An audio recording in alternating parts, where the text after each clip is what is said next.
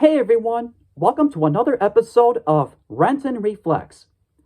The Addams Family, as a franchise, might not rank among my personal favorites, but I do sometimes find their macabre sense of humor rather amusing.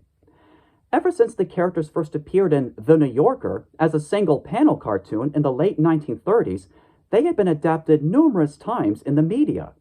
Having personally grown up with the live action movies from the 1990s, I did wonder what kind of plot this adaptation would offer when it first came out in theaters. Well, it goes like this. The main plot involves the Addams family interacting with modern day society after being in complete isolation for 13 years. A reality home developer named Margot Needler feels that the Addams family are becoming a nuisance to the community, especially considering how they might significantly impact her reality TV show. So she decides to round up the townspeople in an attempt to drive the Addams family out of town. Other subplots include Pugsley preparing for his Sabre Mazorca, and another one involving Wednesday getting a taste of what junior high school is like. When you think about it, the Addams family characters ought to invite numerous comedic possibilities, especially when you consider how this movie is set up.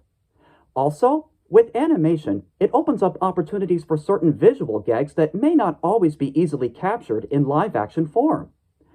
Unfortunately for this animated adaptation, given how it was conceived, written, and executed, most of the humor is pretty much watered down, making some of the jokes a bit obvious and thus not leaving a lot of surprises in store. There are a few things it did get right, such as the characterizations of the Addams family and how it tried to give most of the characters a purpose to the story.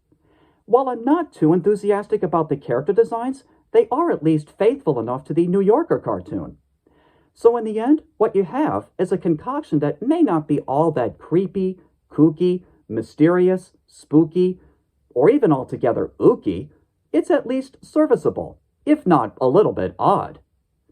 If I were to give this film a rating on a scale between 1 and 10, I'd give it a 6, which makes it pretty much okay.